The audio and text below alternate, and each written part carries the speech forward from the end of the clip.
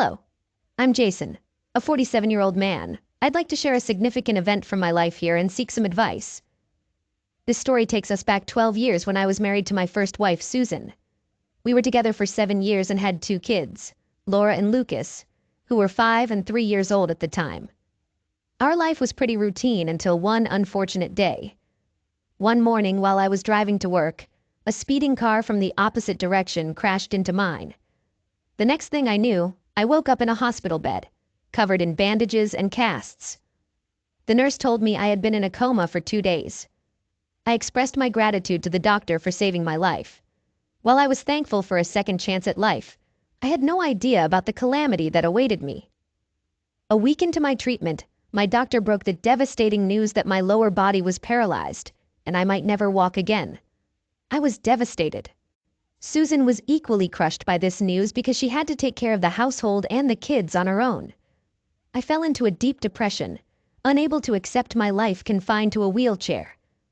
My days were spent staring at the hospital room walls, resenting how my life had turned upside down.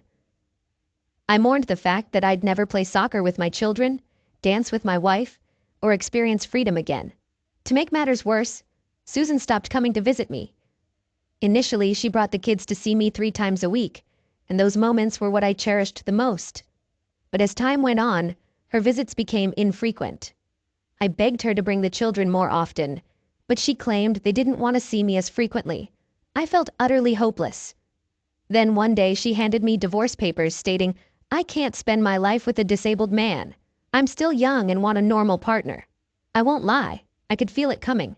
I sensed the separation looming when she started giving me the cold shoulder, but I didn't expect it to happen so quickly. About a month after my accident, some friends told me they had seen Susan out and about with a middle-aged man, possibly in his 50s, holding hands at cafes and malls in the evenings and on weekends. Some even suggested she might have been involved with him before my accident, while others thought she turned to him out of desperation afterward. It hadn't even been 2 months since my accident when I was handed divorce papers. Although I may seem composed writing this now, I was anything but at that time. I was overwhelmed, devastated, and heartbroken. I was confined to a wheelchair, financially struggling, and divorced with no income or savings. After paying for medical bills, household expenses, and the kids' education, saving money was out of the question. Fortunately, my insurance helped cover some of the hospital bills, but I had to dip into my savings to cover the rest. In the end, I had nothing left. I wanted to scream, bang my head against the wall, and curse my luck. I don't know how I held myself together during that time, but something inside me kept me sane. Probably the burning desire for revenge. After leaving the hospital, I moved in with my parents. At 35, I was divorced, had no income, and relied on my elderly mother both physically and financially. My mother worked as a florist running a small shop in the suburbs. The income from the shop and her pension covered her expenses, and she offered to support me with these limited resources. It was incredibly challenging for a 35-year-old man to depend on his 62-year-old mother. Shortly after my release from the hospital, I tried to visit my children. When I arrived at our home, it was locked. The neighbors informed me that Susan had moved to her boyfriend's place with the kids. According to them, Susan's new partner was a wealthy but older man who had been divorced 3 times and had no children of his own. Some even called Susan a gold digger and accused her of being with the older man for his money. I managed to find her boyfriend's address and went to his house. However, when I arrived at Susan's new home, she refused to let me see my children, claiming that the kids had already adjusted to her boyfriend and were calling him daddy. She warned me that showing up suddenly would confuse the kids even more. When I insisted on seeing my children, she threatened me with a restraining order. I couldn't afford a lawyer, surviving solely on my mother's modest income, so I had to back down. It had been less than 6 months since my accident and only a few months since our divorce, yet she was already living with another man. I felt disgusted and asked her how she could move on so quickly, though I admit it was immature of me. I was a helpless father in a wheelchair, with few options. I begged her for just one chance to prove my worth, but she degraded me, calling me a burden and a cripple. I inquired if she had cheated on me before the divorce because she was already living with her lover just a month after our divorce was finalized. She dismissed my question, saying it was none of my business and that I should never appear before her again. I stared at her, reflecting on our 7 years of marriage as she had replaced me so swiftly with someone else. With tears in my eyes, I left, feeling defeated and humiliated. When I returned home, I cried like a child in front of my mother, who comforted me. She encouraged me to take control of my life, but I felt lost and directionless. To begin, I joined my mother in her shop. I assisted my mother with making bouquets, serving customers, and maintaining the shop. It didn't take long for me to realize the business had significant growth potential, but my mother was too fragile to manage it on her own. I used my old contacts to secure contracts with event management companies, providing flowers for their events. Over time, I assembled a team, secured contracts for venue decorations, and eventually launched my own event management company. It took me 12 years to rebuild my life from scratch. Throughout this journey, my mother stood by my side, offering support and encouragement to help me bounce back. A year after my accident, I found out that Susan was leaving the city with my children and her lover.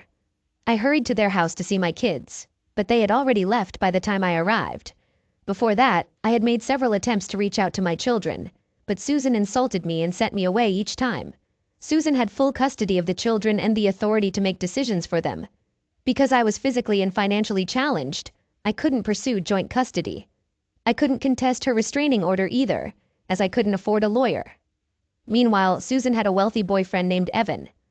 I didn't know if he had been with her before my accident or how he suddenly entered her life. All I knew was that he was a wealthy man with significant family assets.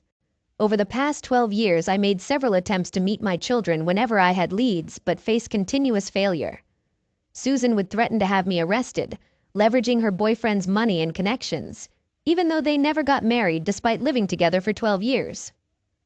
A year ago, I finally decided to file for joint custody. I was waiting for my event management business to stabilize before taking this step. I successfully filed for custody and was granted 15 days with my children. They'll be coming to my house next week. Despite Susan's objections in court, I hired a competent lawyer who presented my case effectively, resulting in the 15-day arrangement. My children are now teenagers, aged 17 and 15. They were asked if they wanted to meet me, and they expressed a desire to do so. I understand that I can't make up for the lost 12 years, but I want to spend quality time with them.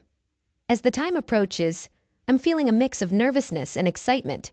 Teenagers can be demanding these days, and I hope my children aren't excessively mean or toxic. I'm unsure about what story Susan has told them over the past 12 years, and I'm debating whether I should tell them the truth about their mother. I'm uncertain. Do any of you have suggestions on how I should approach this? I'm incredibly nervous and excited. Update 1. Hello everyone, I have some significant news to share. In my initial post, I left out 2 important pieces of information. First, I'd like you to know about my current wife, Amy. I remarried a lovely woman 5 years ago, who happens to be an interior designer. We crossed paths at an event where she was handling the wedding venue's design while we were providing the flowers. Love didn't hit us immediately, but we clicked and became friends. We continued to meet at similar events over the next few months and developed a close bond. Amy was a single mother with a 3-year-old daughter. The idea of starting our event management company came from her, as she had worked in the industry for years, had the right contacts, and knew the business inside out. I joined forces with her to launch the company. We dated for a year before tying the knot. Now we live together as a happy family of 4. Amy, her daughter Mia, my mother, and me. Mia was thrilled to have a grandma, and so was my mother. The second piece of information concerns the compensation for my accident. I was hit by a speeding truck, and in an ideal scenario, the logistics company, which owned the truck, should have compensated me. However, they managed to avoid paying anything at the time by manipulating the facts and blaming me. I couldn't afford a good lawyer then, so I didn't receive any compensation. As you may know, big companies have a way of protecting themselves by hiring expensive lawyers.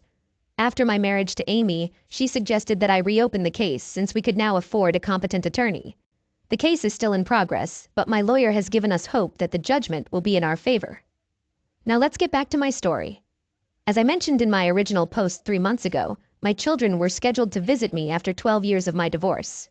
I was a mix of excitement and nerves, but Amy provided me with reassurance and support throughout.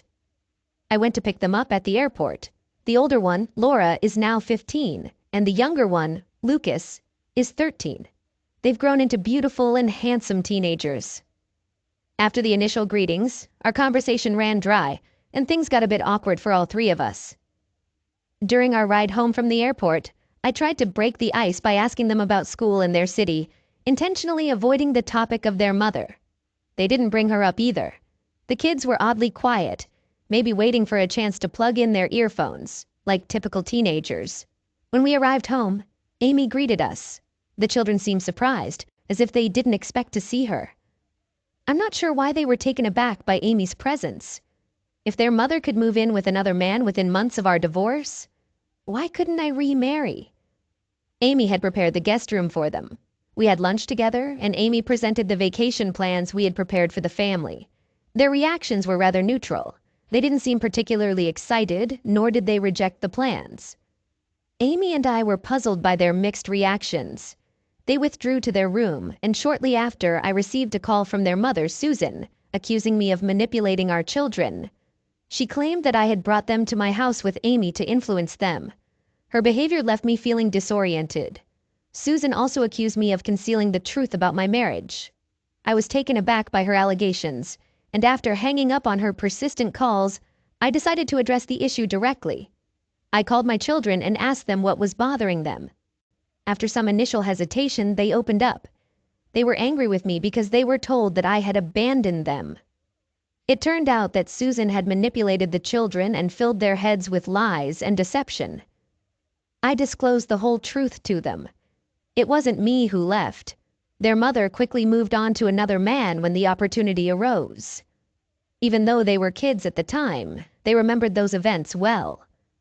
I explained how Susan took them to the older man's house and how she had threatened and driven me away whenever I tried to contact them.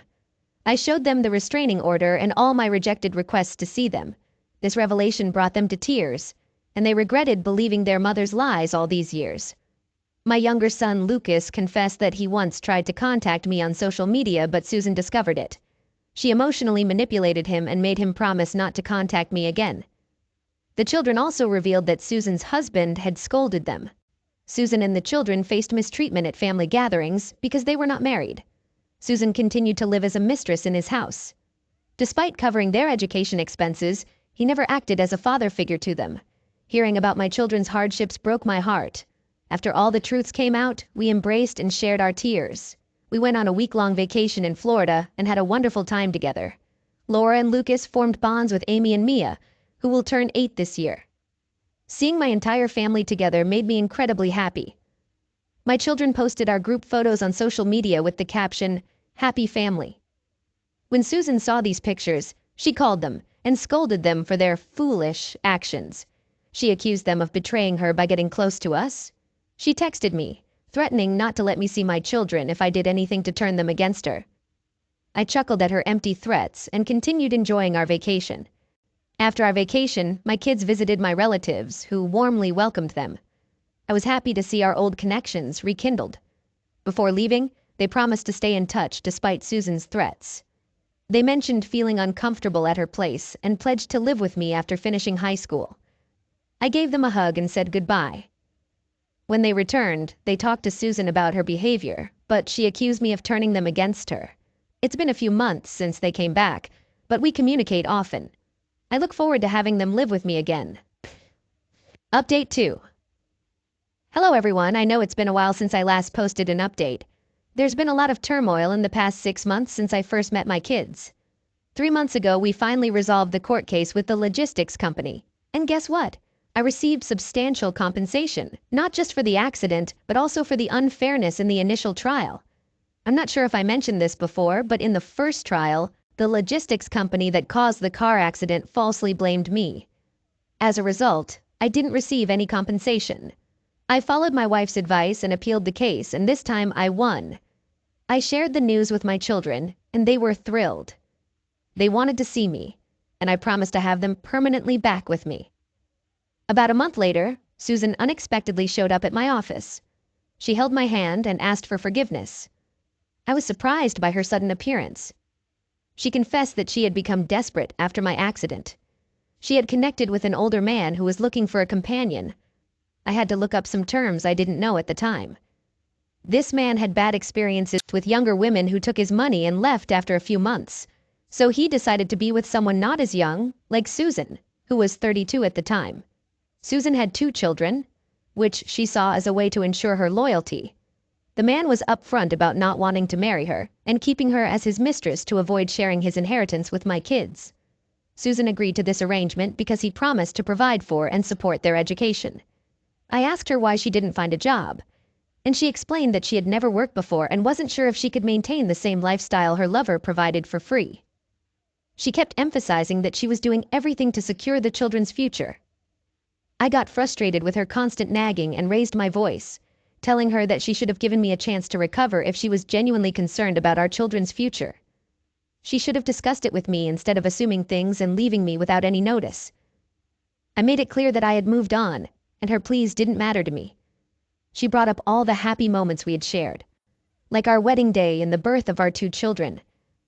But I brushed them off, saying I had changed, and those memories no longer meant anything to me.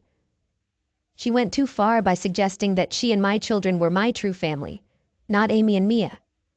She even claimed that Mia wasn't my daughter and that I could never have a real family with Amy and Mia. I was disgusted by her hurtful words. I firmly told her that I loved Amy and Mia, and they were my true family, not her. She caused a scene in my office and refused to leave until I warned her about involving the police. After that, I went home and told my mother and Amy about it. Amy was naturally upset, but she handled it maturely and didn't make a big deal out of it. My mother mentioned that she never liked Susan because of her selfishness.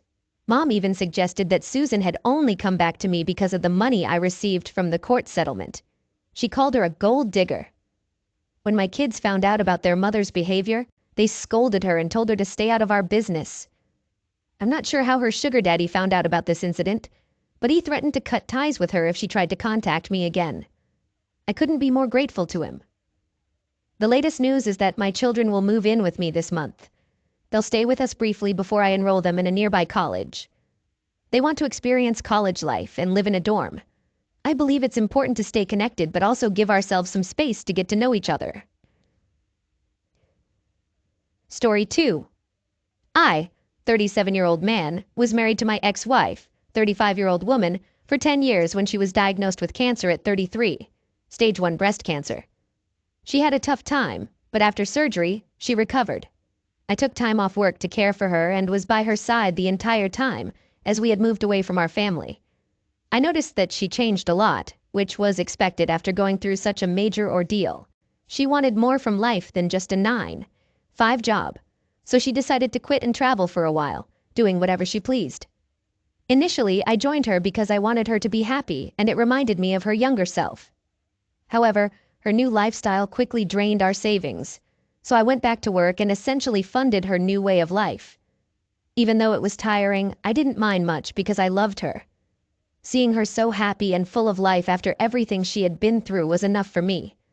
However, one day I overheard her talking to a friend on the phone, expressing dissatisfaction with just me and a desire to be with other people. I was shocked and didn't know how to react, especially since our intimate life had become more active during that time. It was painful to hear her say that. That evening, she brought up the idea of having an open marriage. By that point, I had time to think, and I realized I couldn't agree to that. She explained that I was her first boyfriend, and she had never been with anyone else before me. We met in high school, so she wanted to experience other relationships. I clearly told her that I couldn't accept it. We argued for a while, but eventually she said she wouldn't pursue it and apologized. However, she lied, and I caught her a couple of weeks later. As a result, we got divorced. It was a difficult process, and I felt completely shattered throughout it, taking me a long time to heal. I couldn't believe that after everything we had been through, she could do that to us and end our 10-year marriage. It's been nearly 2 years since the divorce, and yesterday she got in touch through a friend asking to meet up. I was hesitant, but agreed. Seeing her again today stirred up a lot of emotions. We engaged in some small talk, and then she asked if I was seeing anyone. I told her I wasn't, and that's when she began to express that divorcing me was the biggest regret of her life. She went through a tough time after our separation and tried to fill the void I left by seeing multiple other people, but nothing seemed to work. Then she dropped a bombshell. She wants us to get back together. Apparently, she had been inquiring about me before this meeting, and when she learned I hadn't been with anyone since our divorce, she assumed I felt the same way. I left feeling bewildered, telling her I needed time to think. I'm genuinely unsure about what to do because a part of me wants to believe she did all those things because of the hardships she faced. But at the same time, I don't think that's a valid excuse. Should I give her a chance to explain herself before making a decision? I feel like I walked out on her before she could clarify things. Update. I didn't expect so many people to respond. Long story short, she found out about my post because she's an active user of this subreddit, and the timing made it clear it was me. I woke up to a message from her this morning. She mentioned that she saw it and was sorry. She claimed that reading what I wrote gave her some insight into my perspective. However, the truth is, she didn't fully understand. What I shared here is only a small part of what I felt and went through, so she can never truly comprehend it. She also acknowledged that dealing with cancer is a life-changing experience, and she expressed eternal gratitude for my support during that time. The whole ordeal terrified her and transformed her as a person. One day, waking up next to a stranger, she realized she had become someone she didn't recognize. She became aware of her mistakes and regrets. Initially, she hesitated to reach out to me because she knew it would be selfish. But later, she decided not to live with the regret of never trying in case there was a chance I might forgive her. She's willing to wait indefinitely if it means there's a possibility of my forgiveness. She also inquired about why I hadn't been with anyone else since her, which many of you also mentioned. To be honest, I didn't actively pursue other relationships because I didn't want to bring all this emotional baggage into a new one, especially before I had tried to work through my own issues. I feel like this is a good way for me to find closure. After reading many of your responses, I understand that I may never forget what she did, but I do want to find a way to forgive her as a means of moving forward. I communicated all of this to her before sharing it here. Story 3. I, 37-year-old man, and my ex-wife, 32-year-old woman, were married for 7 years. We were deeply in love, and I never thought I'd share my heartbreak story here. My wife and I used to be colleagues at work. Before my transfer, we both worked at the same company and were pretty close, but our bond grew stronger after I was transferred to lead a new branch of our company in a different state. She was one of the smartest workers we had, which attracted me to her. When we worked in the same office, I didn't have any romantic feelings for her. I just knew I liked her, and we used to talk regularly. However, weeks after my transfer, I can't explain how it happened, but I found myself talking to her every day. We continued this way for months until I asked her out. Since she already had feelings for me, she didn't need to ponder my proposal like some other people might. She simply said yes, and we dated for 2 years before getting married. Within 2 years, I quit my job at the company I was working for.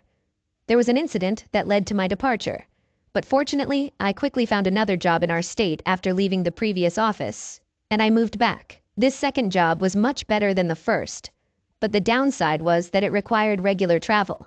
In the first year of our marriage, my wife and I had a daughter, and in the 4th year she gave birth to a son. Becoming a father was one of the best things that ever happened to me, and I made many sacrifices to ensure my wife and kids had a comfortable life. My wife was also a hard worker, and together we teamed up to raise our 2 beautiful children. We hardly had any problems, and even when we did, they were nothing we couldn't resolve. Besides being a good father, I did my best to be a good husband as well, occasionally treating my wife to special dinners or whatever she desired. Most of the time, we would send the kids to her mother's house and spend the entire weekend together. We did these things occasionally because I didn't want us to get so caught up in making a living that we forgot to enjoy our marriage as we grew older. We also made an effort to go on vacation every year, even if it was just for a week. I'm sharing all of this to illustrate that I played my part in being a good husband, treating my wife like a queen with all the things I did for her and our kids. I never expected her to stoop so low to do what she did. Even though I knew she earned a decent income, we split the bills 60-40. I took care of most things, and if anyone made the most sacrifices during our 7-year marriage, it was me. I supported her through both good and tough times, including when she had issues with her mother for 2 years, during which she didn't let her mother see the kids. I did everything I could to support her. If she wanted something that I wasn't comfortable with, whether it was too expensive or unnecessary, I'd still do it to make her happy. All this time, I thought I was doing what any husband would do for his wife and family, but I had no idea I was wasting my time. I wouldn't have even known my wife was cheating on me if things hadn't unfolded the way they did. On that day, I had a very important business trip scheduled. However, my clients canceled it on the same day. Since I had been traveling extensively, I had limited time to spend with my kids. Earlier in the day, my wife and I agreed that I would drop the kids off at her mother's house because I had to pass through that area to reach the airport. But when the meeting was canceled just 2 hours before my departure, I decided not to take the kids there so I could spend time with them. We played various games together, and it was a lot of fun. During our playtime, I made a deal with the kids that if they could catch me in our game of tag, I would treat them to ice cream. Giving them ice cream meant breaking their mother's rule of having ice cream only twice a day. But we promised not to tell anyone about it. While the kids were enjoying their ice cream, I noticed them whispering to each other. When I asked what they were talking about, they made me promise not to tell my wife. I was curious, so I agreed not to spill the beans. To my astonishment, the kids revealed that my wife had a secret friend. Whenever I traveled for a business trip, she would invite this secret friend over to pretend to be their dad until I returned. They even provided details, explaining that my wife's secret friend would stay overnight in our room with her.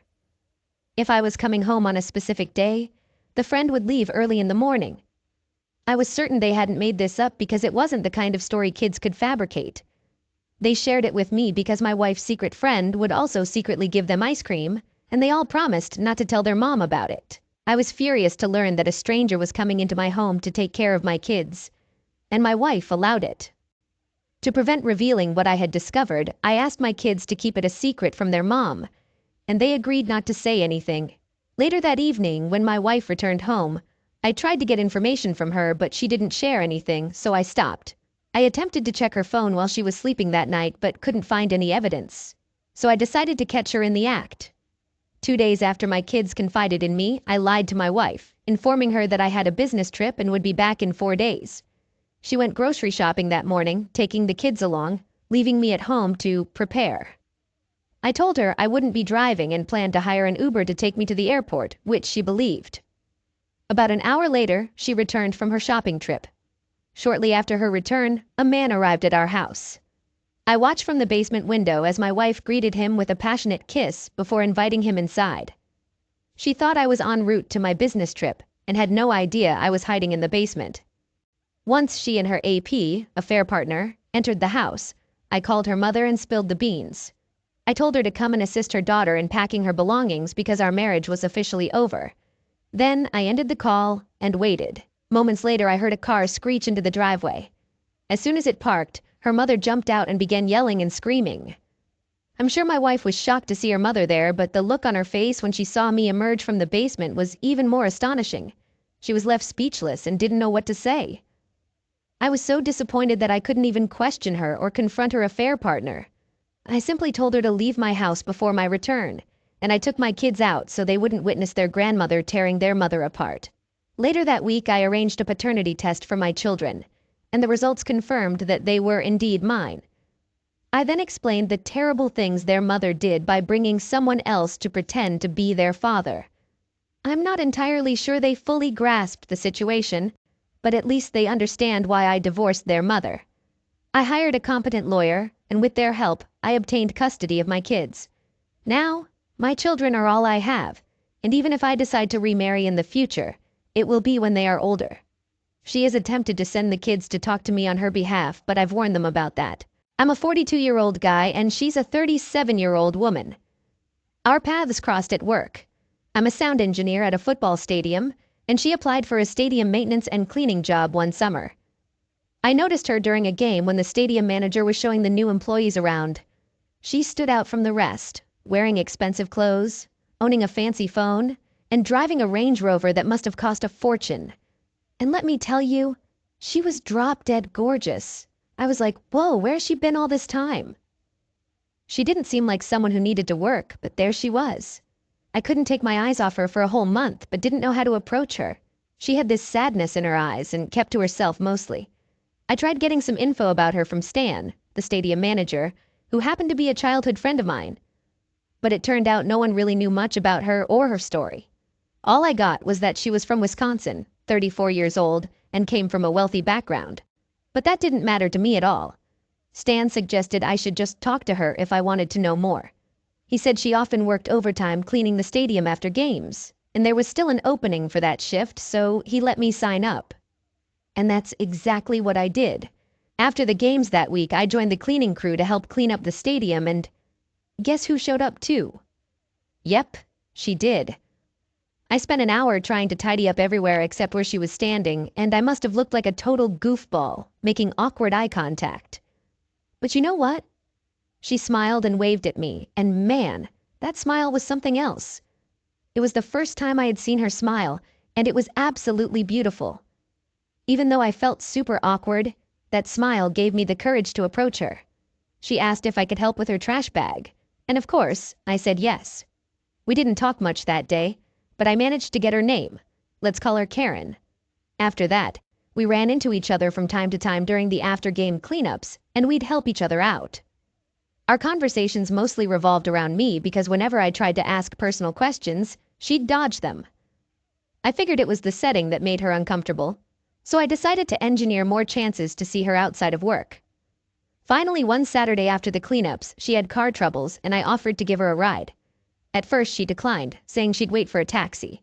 But when I drove out of the premise and saw her still waiting, we both laughed.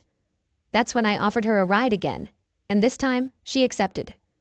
The car ride home was one of those magical moments I'll treasure forever.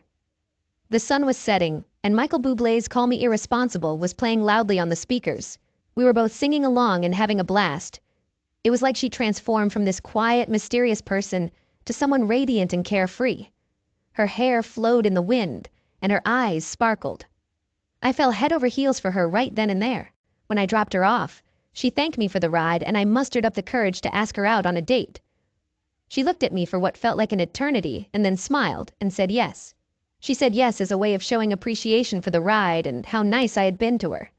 We went out for sushi a few days later, and the date started off a bit awkward. But after a couple of drinks, we both loosened up and started talking more. Turns out, we had a lot in common, like our love for seafood and the same type of wine. I asked her why she didn't talk much about herself, and she said she just didn't feel like it most of the time. It turned out that Karen's dad had a successful steel factory in Wisconsin. She grew up as an only child in a Jewish family, and it wasn't always the most fun experience for her, given the circumstances.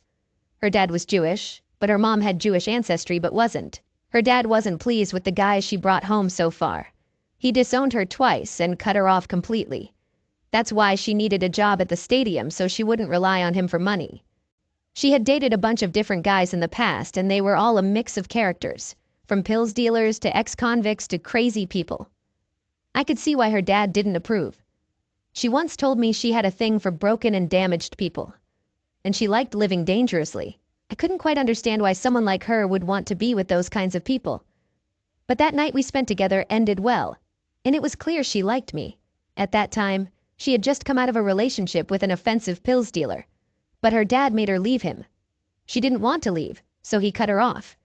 Eventually, she left him when the police found hard pills in her car, which her boyfriend had left there during one of his runs. Because of that, she lost her nursing license and broke up with him. For the next 6 months, she sent me mixed signals, sometimes pulling me close and other times pushing me away. It left me confused for a while, but I didn't lose hope. We flirted for over a year before I saw enough positive response to pursue her more seriously. She asked me to help her pack up her things for the move to a place not too far from mine. She was struggling with rent and cash, so she had to sell her Range Rover to afford the new place. I suggested she should try to make up with her dad, and she agreed, but on one condition. I had to come along to a family function. We talked in the parking lot, and she gave me a hug that felt incredible. I wanted more of that kind of contact, and she seemed to feel the same way. However, she kept herself distant for the next week, and our courtship seemed to take forever. After a few months, she invited me to go with her to Wisconsin for a family party. The drive was long, but we made it there. She introduced me to her mom and dad as her boyfriend, which surprised me, but I didn't mind. Her dad and I got along pretty well. He was a bit overprotective, but not too bad. We both bonded over being die-hard Met fans, which gave us a lot to talk about. I guess he was just relieved that I wasn't some pills dealer or ex-convict. We respected each other, and when he asked about my plans for his daughter, I smiled and said I intended to marry her. He was pleased with my answer. The dinner went well, and we drove back home. While in the car, she casually remarked, "I guess we're going out now," and I took the opportunity to officially ask her out. She kissed me and said yes. We started dating, and a few months later, I moved in with her. Our life together was perfect, and we were really happy. A year later, I proposed, and we got married at a small country club in Wisconsin. The following years were pure bliss. She worked hard to get her nursing license reinstated, and after some struggles, she succeeded. We had discussed starting a family, and life seemed great. However, as time went on, we started facing issues, especially related to money. She had grown up in a privileged environment, and though she claimed money wasn't important when we were dating, her spending habits said otherwise. She constantly bought expensive branded bags, and her parents always seemed to need money from her. It bothered me, and I tried talking to them about it. Her dad understood where I was coming from, but her mom didn't quite get it. We had a major fight when I confronted her parents about giving her money, and she got furious, accusing me of embarrassing her. From there, things went downhill as other bad habits started showing up. She became irresponsible, partying and staying out late like a college girl, drinking and having a blast whenever she could. Her dad's influence at the hospital where she worked gave her special treatment, so she showed up whenever she pleased. The chief nursing officer had complained about her countless times, warning that if she kept it up, she'd be fired. We fought a lot about her behavior.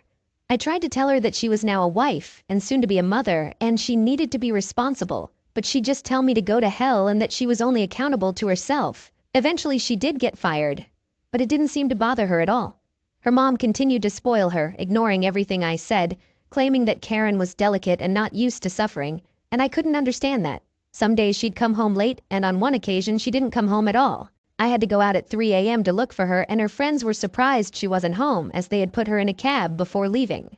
Turns out she hailed a cab and went back to the club after her friends left, wanting to continue partying. When I got to the club, I saw her in the parking lot with a big guy in an inappropriate situation, and it drove me crazy with anger. I rushed at him, and we ended up in a scuffle, exchanging a few blows until the club security intervened.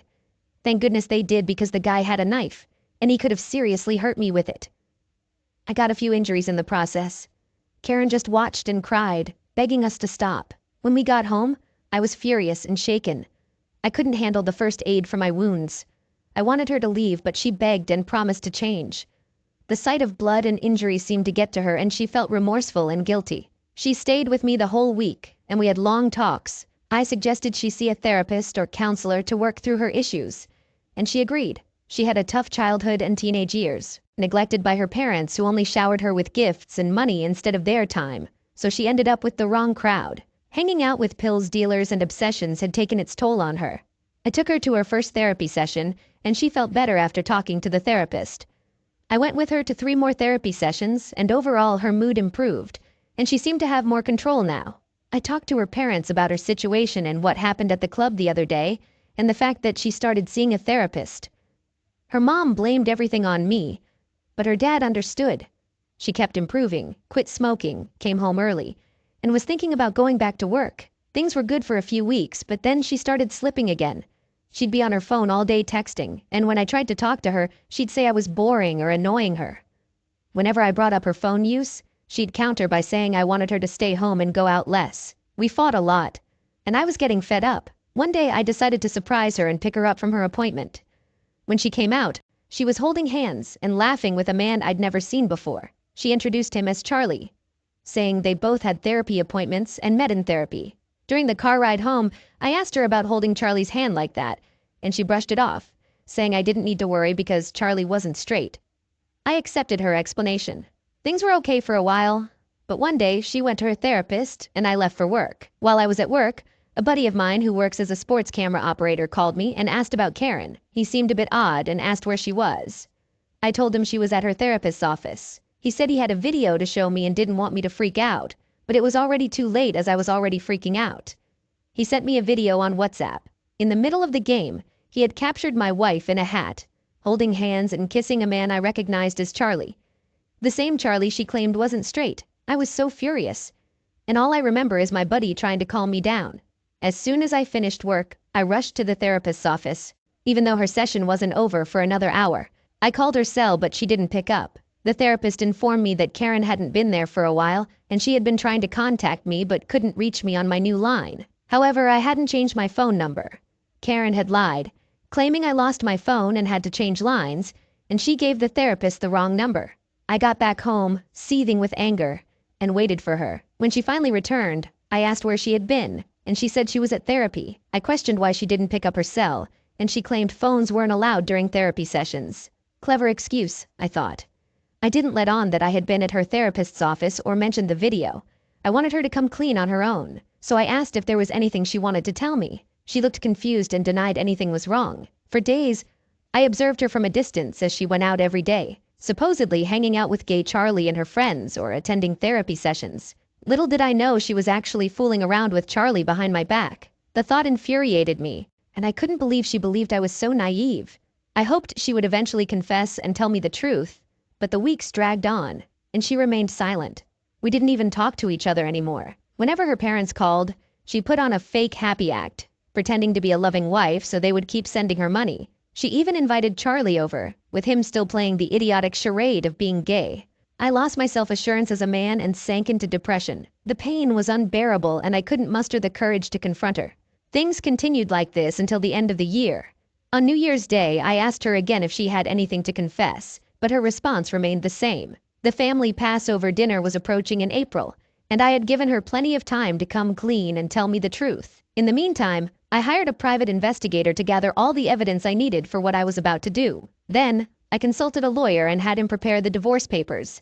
The PI spent weeks collecting photos and videos of them together, holding hands in public, entering their favorite hotel, and even making out in a car. I compiled all the evidence on a flash drive. On the first day of Passover, her family gathered for a big dinner, or Seder, as it's known in Judaism. Everyone came together to eat, exchange gifts, and enjoy each other's company. We arrived late, and an argument erupted over her insistence that I wear an expensive suit she had bought for me. I tried to reason that my regular suits were just fine, but she accused me of acting weird and being annoying. I struggled to keep my composure. She claimed I would embarrass her in front of her family, and especially her mother. Finally, we arrived at the dinner, and after prayers and the meal, we began the tradition of exchanging gifts among the adults.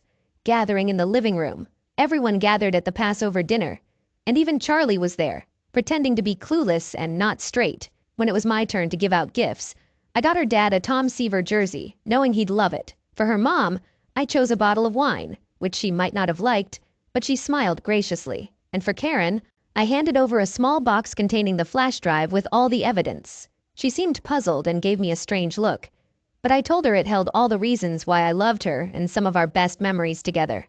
The family found it cute, but Karen rolled her eyes at me.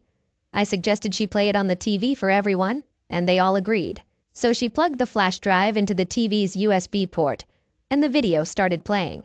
As the pictures began to reveal the truth, everyone was silent. Karen didn't move, and tears started streaming down her face. Charlie's expression was priceless. Infidelity was taken seriously in her Orthodox Jewish family, and I genuinely felt sorry for her dad.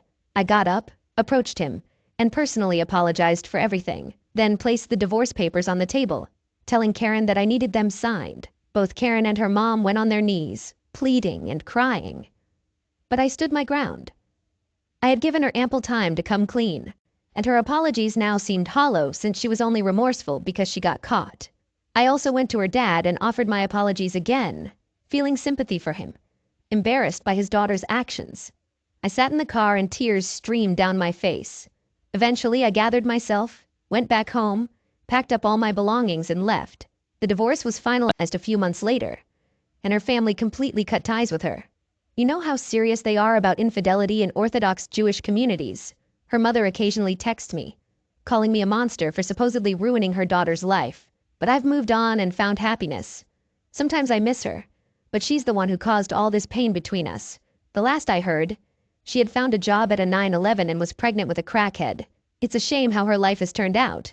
Despite everything, I still keep in touch with her dad. We've become good friends over time. Story 2. I just needed to get this off my chest because right now I feel like I have no one to talk to.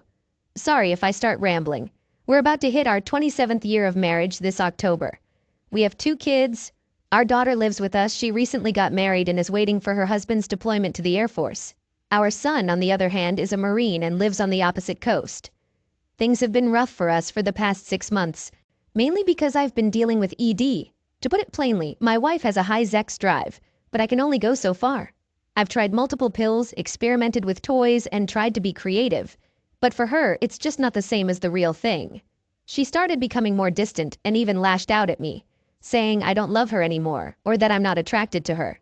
It's tough for both of us, as I struggle with my own feelings of inadequacy because of ED, and there have been times when I turned her down for closeness because I know I can't fully satisfy her. It's a tough situation for both of us. My wife's always on social media, posting a lot. We're different in that way. I prefer reading what my friends are up to, but don't post much while she's constantly posting. Lately she's been sharing tons of pictures of herself, and her friends shower her with compliments, calling her beautiful. I noticed this one guy all over her posts, but I figured, some guy probably has a crush on my wife, but she wouldn't engage in anything like that. In the past few months, though, my wife's been growing more distant from me, and she's been getting upset, saying I'm not giving her enough attention. With everything going on with COVID, she's not working. But I'm working full-time from home. I thought maybe it was just the stress getting to her, so I tried to make an effort to be there for her even more. I'd come out of my office throughout the day to talk to her, but it seemed like she was pushing me away, shutting me down. Then we had a massive argument, and she laid out all the things she's unhappy about. She said I'm not giving her what she needs. Closeness, intimacy. Our current bed life has become a big problem for her, and she's craving something that no longer works for me. It's been tough. I feel terrible, but I don't know what else to do. So, in an attempt to figure out where things went wrong, 2 nights ago, we were talking, and her phone buzzed. I was right there, and it was a Facebook message from some guy. You know, the same guy who's been all over her Facebook, engaging with her, and guess what it said? Miss you, thinking about you. I was like, what the hell is this? She starts explaining that he's just an old friend from her childhood who reached out on Facebook, and they know each other's families, so it's nothing serious. But as the night went on, I started uncovering a series of lies, and it just kept getting worse. Turns out they've been talking for months, just reminiscing about family and childhood stuff. Then it escalated, and she was telling him about our marriage problems, but she swears that's as far as it went. But when I pushed her to be honest, it got even worse. They were exchanging fantasies about what they'd do to each other. She broke down, saying she was just craving sex so badly. But here's the thing. We do have closeness, but it's not the full deal. We do what we can without penetration because of my issues. Then she tells me she has to go out. She needs to think about all of this. I almost lost it and pleaded for her not to leave, but I held back. It's a mess. I thought she might be calling a friend. A girlfriend, you know? Then it hit me. What are the chances she's actually talking to that guy? So, in kind of a crap move, I went on Verizon's site and checked her phone logs. Bingo! There was a 30-minute call with a number right after she left. I got worried and started digging around to find out who it was. It was getting late and I was freaking out about why she wasn't coming back. I texted her a few times, but she didn't reply. Finally, around 2 a.m., I got a text saying she's coming home. When she got back, I asked her what she did. She told me she went to see one of her girlfriends, and I asked who she called. She said she called her girlfriend, but I knew her friend's number because our families are friends. So I told her, I know you made another call. She looked shocked, and I said, just tell the truth. That's when it all started pouring out. Throughout the night and into the morning, she finally came clean. She admitted they hadn't had sex yet, but they were planning to, and she said it was definitely going to happen. I asked her over and over if it was going to stop, if she was still committed to us. Every time I asked her, I got vague answers. She's confused and lost, she said. At one point, she promised not to talk to him, but the very next day, he reached out, and they talked for about 20 minutes. Sorry for rambling, but I'm lost and don't know what to do. I have no one to talk to about this. It's weird that she's seen as this pillar of the community, and I'm just the quiet, hard-working husband. If people found out about the affair, they'd probably wonder what I did wrong. But maybe that doesn't matter. I just feel like I have no one to turn to. I don't even know how to end this. The pain is overwhelming. It's like a physical ache in my chest, and I feel so sick. If you've read this far, thank you. I really don't know what to do. 3 years update. During one of the darkest times in my life, I decided to share this update because something incredible happened that night, and I want to offer hope to others going through tough times. It was tough for me to write this post as it's not my usual style, but I felt like I had no one else to turn to. Then, there was a reply that said, I've sent you a message. I responded, and that's how it all started. This woman shared her similar story, offered advice, and supported me. We got to know each other better, and our connection grew into a friendship. We went from messaging on Reddit to texting, calling, and eventually decided to meet in person. Our friends warned us to take things slow, but something just clicked between us. Before long, We knew we were in love. Fast forward 3 years, and now marriage is on the horizon. I've never been happier or more in love. It's not lost on us that our shared experience of infidelity brought us together and formed a unique bond. But this has also improved our communication skills because we both understand that we carry emotional scars. The love and sense of security I experience with this woman is beyond measure. I'm sharing this today as it has been 3 years. You can and will overcome your hardships. Happiness and love are out there. The best advice I received during that tough time was to focus on self-improvement, taking care of myself by eating right, exercising, and practicing self-care. When I worked on becoming a better version of myself, I found that happiness and joy naturally came my way. So don't give up. Keep moving forward, and good things will come your way in life. Story 3. On June 14, 2020, I discovered that my wife had been secretly drugging me for the past 8 weeks to carry out an affair. She used crushed Ambien and muscle relaxers mixed into my drink, causing me to be unconscious. Despite my large stature, 6'10" inches and 250 pounds, she managed to move me from the living room to the bedroom while I was unconscious. We had been happily married for over 9 years, but everything changed suddenly about 2 weeks after the COVID lockdowns began. Her behavior and attitude shifted, becoming verbally abusive, manipulative, and frequently gaslighting me. Eventually, she resorted to drugging me. It turned out she was having an affair with her trainer in his home garage gym. During that time, she even asked me twice about collecting life insurance in case something happened to me. After I caught her and obtained a restraining order, my mom passed away a few months later.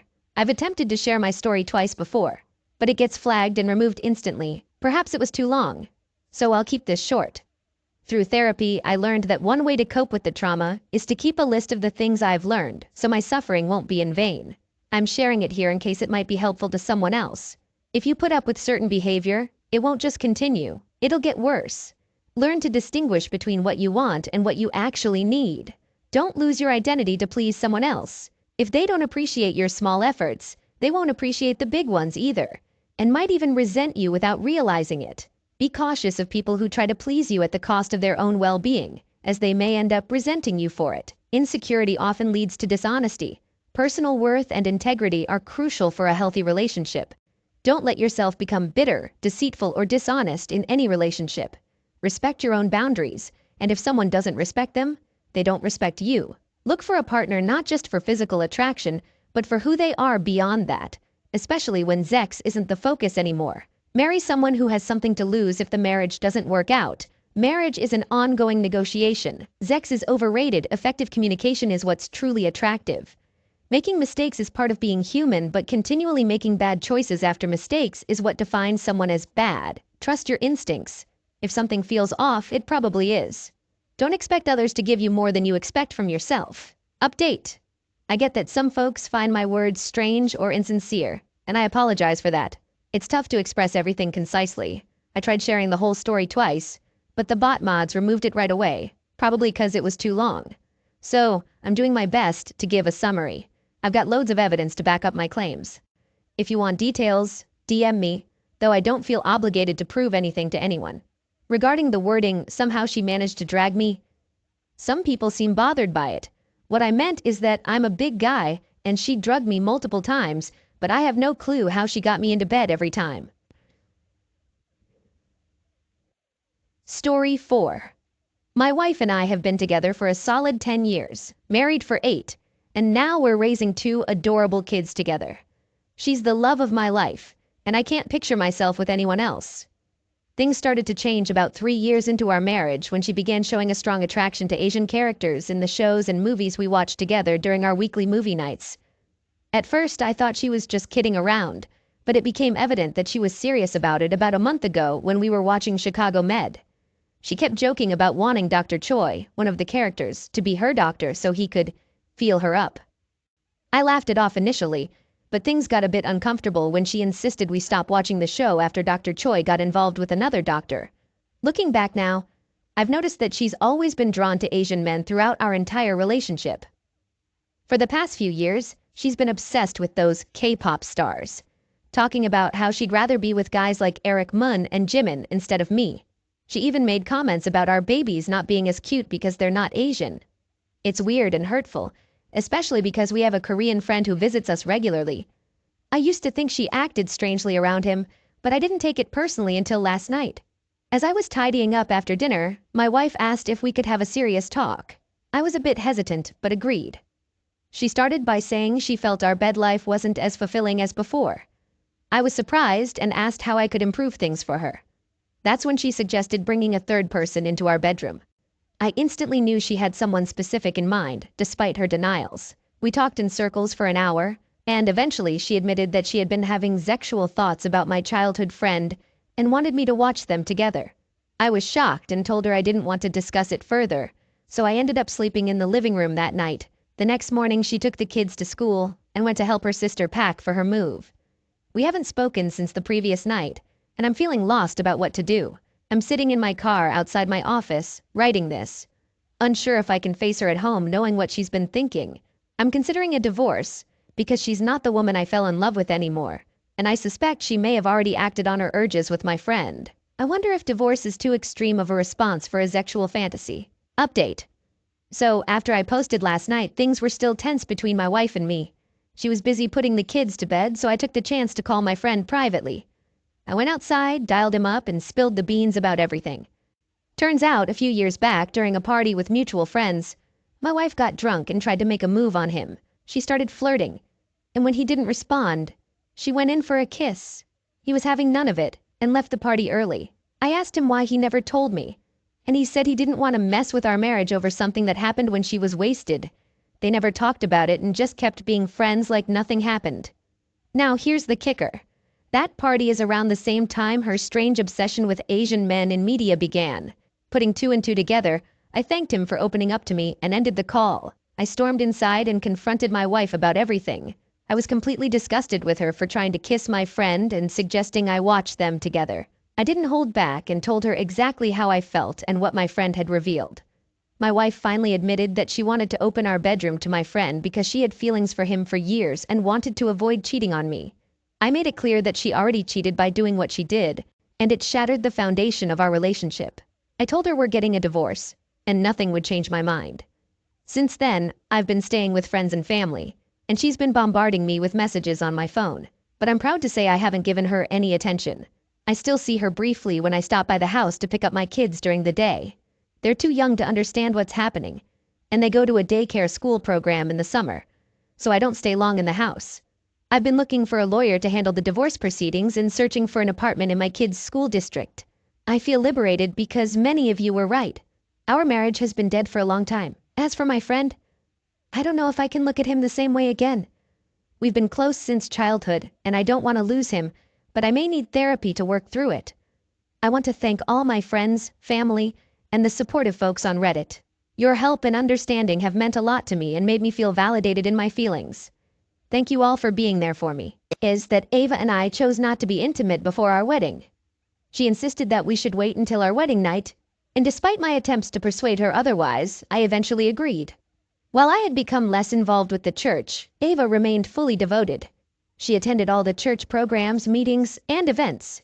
She was even part of the evangelism team, and every weekend she went out with them to pray and spread the word. During our courtship, we limited ourselves to kissing, and she never agreed to spend the night at my place. She believed in saving herself for our wedding night, as she considered it against God's wishes to be intimate before marriage. Throughout the time I waited for Ava and me to tie the knot and finally be together physically, I believed she was a virgin. She never disclosed otherwise, so I naturally assumed she was. It was only on our wedding night that I discovered she wasn't. She confessed that she had been intimate with her previous boyfriends but had chosen to change her ways. It took me some time to overcome the disappointment, and I tried my best not to let it affect our new marriage. Apart from discovering that she had previous relationships, which she hadn't shared with me, Ava was a loving partner. She treated me with respect and kindness. Her presence had a comforting and lively vibe, and she warmly welcomed both acquaintances and strangers. My job involved working as a driver for a logistics company, while Ava chose to be a stay-at-home wife, so she could dedicate more time to her religious activities. Despite my modest income, I did my best to make ends meet. Aside from my earnings, Ava received a stipend from the church for her charitable work, which she used to cover her personal expenses. After our marriage, I anticipated that Ava's commitment to the church might diminish. allowing us to focus more on building our family. I didn't mind her staying at home, but I expected that we would have quality time together. However, that didn't happen. She attended church almost daily, either for midweek services, departmental meetings, evangelism, or other church-related activities. Frequently, this meant we couldn't spend quality time together because she was out at church almost every evening. When she returned home in the evenings, she would simply have dinner and head to bed. On weekends, Ava left the house in the morning for various meetings, charity events, or other church commitments. She would return briefly in the afternoon before going out again and returning late at night. I expressed my concerns about her excessive involvement in the church and the lack of time we spent together. However, her response was always the same. I should have understood what I was getting into when I proposed to her. This was her consistent reply, and she would leave whenever she said it. My complaints often escalated into arguments, leading to periods of silence between us lasting 2 to 3 days. Before our marriage, we discussed the topic of having children and agreed to wait at least a year after getting married before starting a family. We felt that, given our somewhat distant relationship during our dating phase, the first year of marriage would be a valuable opportunity to strengthen our connection. However, this plan didn't unfold as expected. Within that first year, Ava underwent a significant transformation. She seemed like a completely different person from the Ava I knew during our dating period, and this wasn't what I had envisioned for our married life. Our main source of contention revolved around her unwavering commitment to attending church, which created a divide in our marriage. Despite my repeated complaints, she remained steadfast in her church activities. Due to the nature of my job, I couldn't accompany her to midweek services and other church programs. And even when I had the opportunity, I preferred to spend my time differently. Whenever I voiced my concerns, she portrayed me as if I were against her faith, which wasn't the case. I was simply trying to convey the importance of balancing her religious commitments with our relationship. After a year had passed and we still hadn't started a family, I broached the subject with her. However, she didn't seem interested in discussing it. She straightforwardly told me that she was preoccupied with her religious duties, implying that I should support her rather than focusing on having children. At that point, I was exhausted from her behavior, so I decided to confide in her parents. I shared everything about Ava's actions, including how she neglected me, our home, and her responsibilities as a wife. When her parents heard about her actions, they were taken aback by her behavior. A few days after I had spoken to her parents, Ava confronted me, and she was furious. She went as far as insulting me and using hurtful names after I reported her actions to her parents. Reflecting on this story now, I regret not walking away when her behavior and neglect first began. I pondered that choice many times, but due to my love for her, I chose to overlook her mistreatment, brushed aside her neglect, and persisted in trying to salvage our relationship. Despite Ava's shifting demeanor and her prioritization of her religious duties over our relationship, I still held a deep affection for her and continued to treat her with love. I took on most of the household chores because she was rarely present to tend to our home. I handled cooking, laundry, grocery shopping, and all other domestic responsibilities. We continued in this manner for another year until she became pregnant at the end of the second year. Ava's announcement of her pregnancy brought me immense joy. I knew that as her pregnancy progressed, she would reduce her church attendance, and that's precisely what occurred. In the early stages of her pregnancy, she remained active in attending church, but by her second trimester, she started staying home. One of the reasons for her reduced church attendance was her pregnancy's complications, which prompted her doctor to advise against strenuous activities. With Ava no longer able to attend church activities regularly, her fellow church members began visiting her instead. They would visit as a group on some days, while individual members would visit on other days. Almost every time they came to see Ava, they brought gifts, fruits, and other items to satisfy her cravings. Their outpouring of love and concern didn't surprise me, given Ava's unwavering dedication to her church. Many families had known her since childhood and treated her like their own daughter. In addition to regular church member visits, our church pastor also came to our house every week. He was the one who brought fruits and other items for Ava. I noticed that whenever our church pastor visited, Ava would have a radiant and excited expression on her face, although I didn't think much of it at the time. Many times I would arrive home from work in the evening to find his car parked in our driveway. Occasionally I'd leave them at home while I ran errands or took care of things outside. I didn't think much of it because he was our pastor, and I trusted that Ava wouldn't engage in anything that went against our faith. Our pastor continued to visit our home for weeks, regularly bringing items for Ava. I maintained my job as a driver for a logistics company and took on an evening side job. With Ava's pregnancy, there were increased demands and changes at home. I had to be extremely supportive and attend to her needs, even on sleepless nights. It took a toll on me, but I knew it was essential for her to get enough rest. During our pastor's visits, one noticeable thing was the substantial amount of money he would give Ava. When this happened repeatedly, I started questioning Ava. It didn't sit right with me that her pastor was giving her such a significant sum of money each week. Ava initially brushed it off, saying he was just being generous and helping her as he would anyone else. However, after several arguments, she promised to stop accepting money from him. I wanted to believe her explanation about the pastor helping her like he would anyone else. But I had an uneasy feeling about it. As the pastor's visits continued, I grew increasingly uncomfortable. Their relationship seemed to be growing closer, and I suspected they were discussing matters behind my back. I distinctly remember one afternoon when the pastor visited, and I offered to make fresh juice for him. I left them in the living room and overheard them whispering about something from the hallway. However, as soon as I entered the living room, they pretended to engage in normal conversation at regular volumes.